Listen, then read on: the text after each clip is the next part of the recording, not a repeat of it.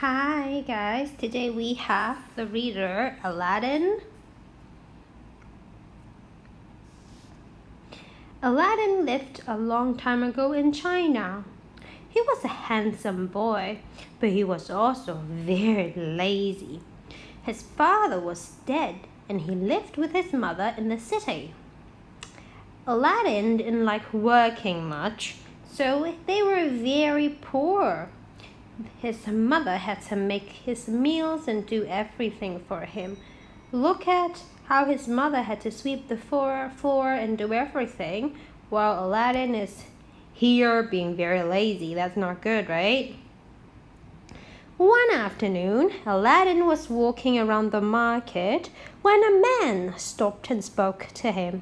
He had a long beard and expensive silk robes. Look at that. "Aladdin, is it really you?" the man said. "I'm your uncle, Ebenezer, your father's brother. I've been in Africa for many years. I've just come back to China and heard the sad news. My dear brother is dead."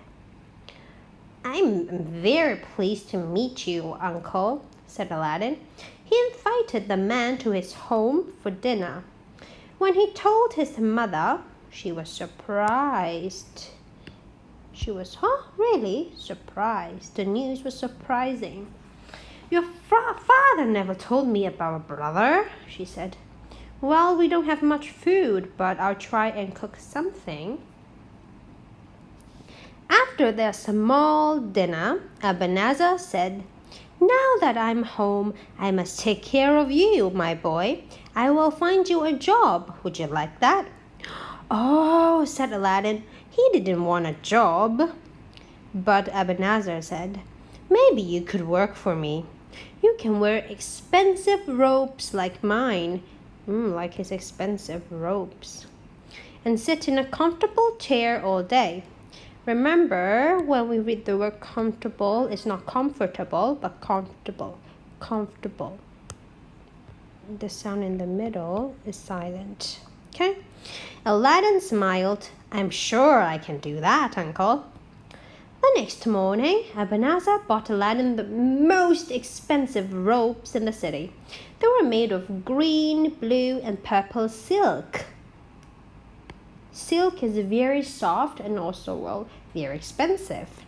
Aladdin looked very important and even more handsome than before. "Thank you, uncle, thank you," he said. "I want the very best for my dear nephew," Ebenezer answered. "Now, my boy, perhaps you can help me with a little job." After his expensive present, Aladdin had to agree. They left the city and walked for a long time, until they came to the mountains. "Aladdin, Aladdin, fetch some wood." Fetch means bring, okay? Fetch means to bring. "Bring some wood and make a fire," his uncle said. When the fire was burning, Ebenezer had some words that Aladdin didn't understand. Are those magical words? Then he took a small box from his pocket and threw something into the fire. The sky went all black. There was the sound of thunder, and a door appeared in the ground. Aladdin wanted to run away, but Ebenezer caught him. "Look, you must be brave, nephew. Listen carefully. There's this door here. Below that door, there's treasure, a lot of gold and very expensive things, but only you can bring it out. If you do as I say, we will be the richest men in the world." The richest men in the world? Aladdin felt braver already. "What should I do, uncle? What should I do?" "Go through the door. Climb down, and you will find a long, narrow tunnel. There is a cave full of gold and jewels at the end. You will also see an old lamp on the ground. Take as much treasure as you want, but bring me that lamp," said Ebenezer. "The tunnel," said Aladdin. "Is it dark? I can't do it, uncle. I'm afraid of the dark." Ebenezer took off one of his rings. "If you are frightened, this ring will help you," he said. "Now go!" Aladdin climbed through the door and into the tunnel below. He walked until he came to this beautiful garden full of golden trees. Instead of fruit, the trees grew bright red, blue, and green jewels. Near one of the trees, Aladdin found a dusty lamp. "Why does he want this old thing?" he thought to himself.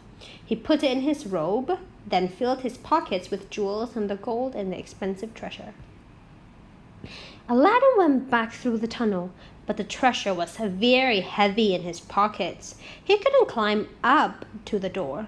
"Help me, uncle, help me," Aladdin said. "Give me the lamp first." "I can't, uncle, my hands are full." Look at his hands. Ebenezer was angry now. "Stupid boy, I'm not your uncle. I'm the wizard Ebenezer, and you can't trick me. Do you really want the lamp? You can stay down there with it forever." He closed the door and disappeared. "Uncle, uncle, please don't leave me," Aladdin called. But there was no answer. He was alone in the dark. He rubbed his cold hands together. His fingers rubbed Ebenezer's ring. Suddenly there was a puff of smoke, and a big green genie appeared. "I'm the genie of the rain. What do you want from me?" he asked. Aladdin was very frightened, but he said, "Can you take me back to the city?" "Your wish is my command, master," the genie answered, and immediately Aladdin was home again. "Thank you," said Aladdin, but the genie wasn't there. Aladdin found his mother and told her all about the wizard Ebenezer. She took the jewels and the lamp. Look at all these jewels on the table. "Oh, these are beautiful. We can sell them at the market," she said. "Maybe we can sell this old lamp too," this little lamp that she was holding. "It's very dirty though. I can clean it." She started to rub the lamp, and there was another puff of smoke. A blue genie appeared. He was twice as big as the first genie. "I'm the genie of the lamp," he said. "What do you want from me?" "We are very hungry," said Aladdin. "Can you bring us some food?" "Your wish is my command," said the genie, and he brought golden plates full of delicious meat and bread, cakes and fruit. The next day, Aladdin sold the plates at the market for lots of money. After that, Aladdin and his mother lived very well. The genie brought them food every night, and in the morning, Aladdin sold the golden plates for more money. A few months later, Aladdin looked out one day and saw the emperor's soldiers. Look at these soldiers in the street. The emperor's daughter, Princess Moonflower, wishes to visit the city baths. "Everyone must stay at home. No one must look at her," they shouted. Aladdin wanted to see this famous princess. He quickly went to the baths, hid nearby, and waited. Look at Aladdin here. When the princess arrived, Aladdin couldn't believe his eyes. There were many beautiful women in the city, but Princess Moonflower was 1,000 times more beautiful. That night, he told his mother, "I think I'm in love with the princess. I must talk to her." "Oh, Aladdin," said his mother, "I don't think that's going to happen." "The genies will help me," said Aladdin. He fetched the lamp and rubbed it. Immediately, the blue genie appeared. "Bring the Princess Moonflower here to me," Aladdin said.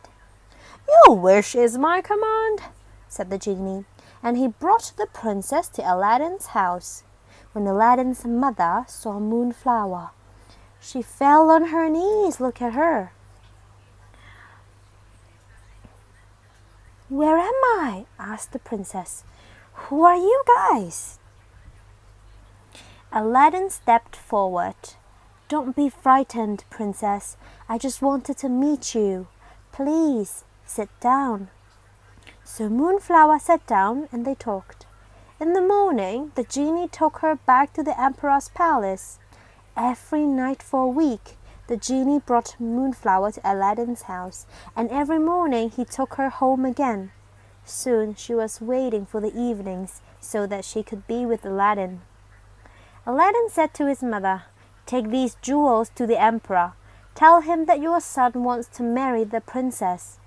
Aladdin's mother went to the emperor's enormous giant palace with a golden plate full of jewels.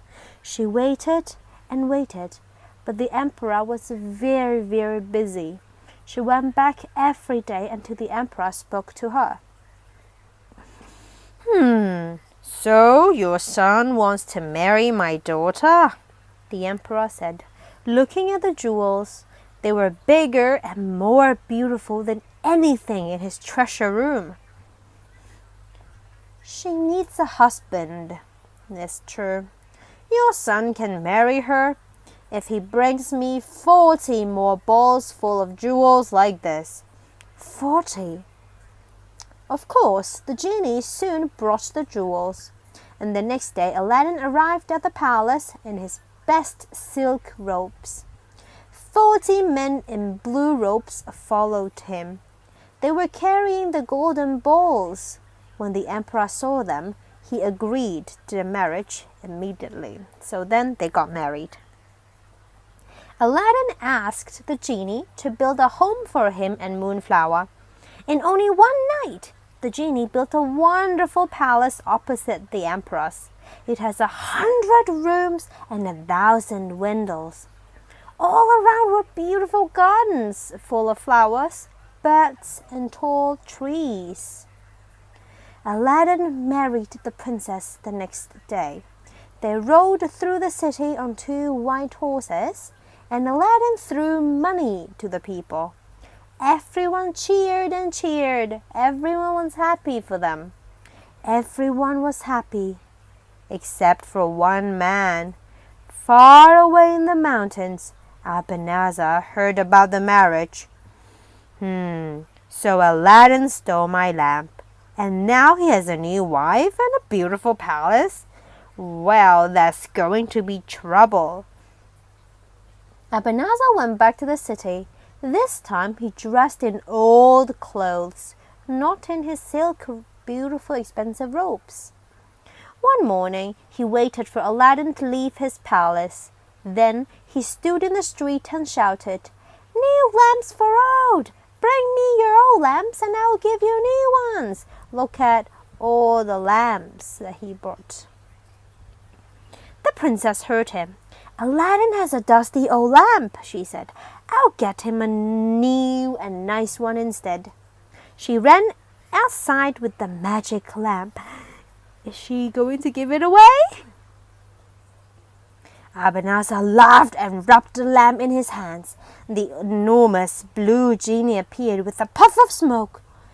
"Carry the princess to Africa with me, and bring Aladdin's palace too," Ebenezer said. "Your wish is my command, master." Later that day, the emperor looked out of his window. "Where's Aladdin's palace? Where's my daughter?" he shouted. "Aladdin has tricked me. Bring him to me now." Aladdin fell on his knees. "I haven't done anything wrong. I love the princess, and you are like a father to me. I don't know what's happened, but I will bring Moonflower back, and the palace too." Aladdin put on his ring. The big green genie appeared. "Bring back the princess and my palace," Aladdin commanded. "I can't do that, master," the genie said sadly. "This is the work of the genie of the lamp. He is much stronger than I am, and I can't change his magic. But I can take you to the palace instead." Soon, Aladdin was outside his palace again. He waited in the gardens until the princess came out. "Moonflower, Moonflower," Aladdin called quietly. The princess looked around and saw her husband. "Oh, Aladdin, I'm so happy to see you. Ebenezer says he's going to kill you, and then he wants to marry me." "Don't worry, I have a plan," Aladdin said. He gave her a little silver bottle. put some drops from this bottle in his dinner when he's not looking. After he eats it, he is going to go to sleep. Be brave. I'll watch through the window." The princess went into the palace. Ebenezer was sitting at the table with 2 golden plates full of food. "Are you hungry, my dear?" "No, Ebenezer. Perhaps you would like to eat mine too," said Moonflower. She picked up her plate. When Ebenezer wasn't looking, she put a few drops of that little bottle onto the food. The wizard ate everything, and soon he was asleep at the table just like that. Aladdin ran into the palace. He quickly found the lamp and rubbed it. The big blue genie appeared. "Take Ebenezer far away, so far away that he can never come back," said Aladdin. "Then carry me and the princess and our palace back home." The genie picked up the sleeping wizard and left him on a tiny island in the middle of the sea. Then he brought the palace back to the city with Aladdin and Moonflower inside. When the emperor saw them again, he was so happy that he cried. After that, Aladdin and Moonflower lived happily. They had lots of children, and in time Aladdin became emperor. The wizard Ebenezer never left his island, and the lamp and the ring stayed in the palace treasure room. Perhaps they are still there. Who knows? Maybe the genies are still inside as well. Okay, so that's the end of the book Aladdin. I hope that you've enjoyed it. Now, after you're done, you can pause the video and finish these reader questions. After that, I'll go through them with you. Okay? Okay, after you're done with these activities, let's start going through them. We're going to start with this activity on page 33. Question 1. Your wish is my command. Choose a word to finish each sentence. Can you? Aladdin said, "Can you bring us some food?" And Ebenezer said, "Carry Aladdin's palace to Africa."